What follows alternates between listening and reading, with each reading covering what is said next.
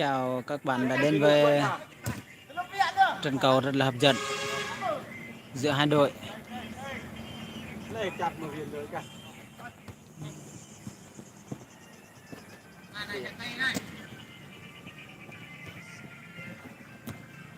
Đây là những khán giả của trận đấu này.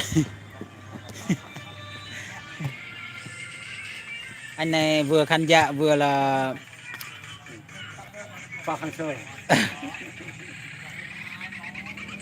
ngồi dự bị. Ai mệt thì anh sẽ sẵn sàng nhảy vào sợ dày ngay.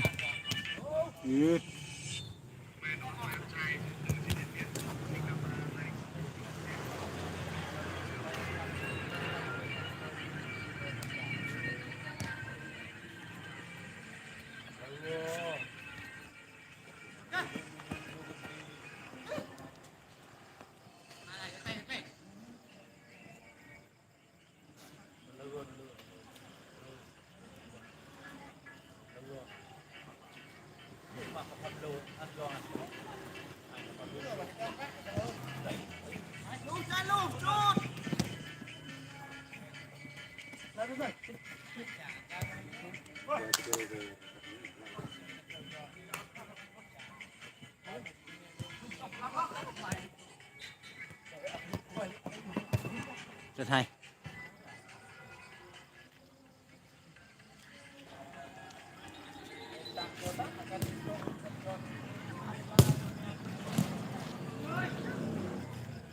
Được, mày cao phụ nữ tề, phụ nữ cho ra cái mày.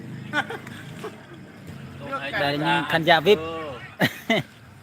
Phụ nữ cho ra. Đây là một trong những fan rất là trung thành của đội bóng Trường Sơn.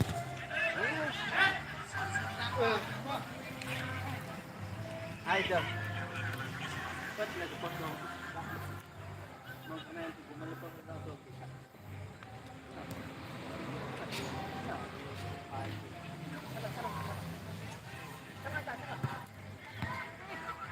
Chưa khởi giết lơ hai cổ lười hai con này nó còn minh hai cổ nó dùng mạnh đưa vào đảo này tôi chỉ mặc cái này các bác cầm mày cổ mà tôi còn nhẹ nó ăn cái tròn này là riêng tương chứ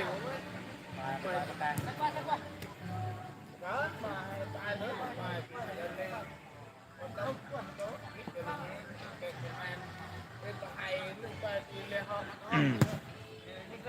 Chào các bạn nhé. Hôm nay xin mời các bạn theo dõi trận đấu của đội Trang. Đó. Đi.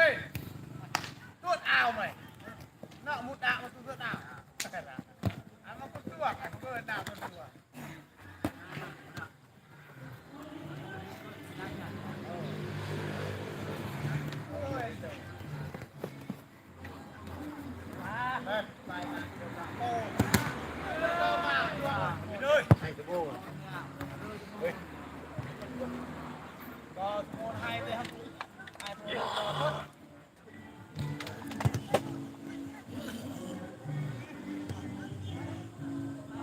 Rất hay. Thủ môn rất là táo bạo. Anh ta có thể bay nhiều phía. Thủ môn chỉ sợ là duy nhất cầu thủ này thôi. Vì anh là Bay qua trời. anh mà sút thì cả người vào gôn luôn.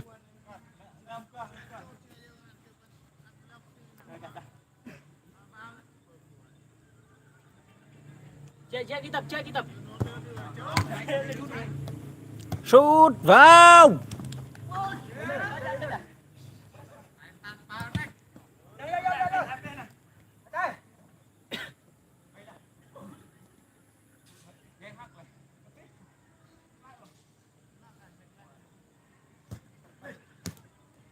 Em bây giờ được.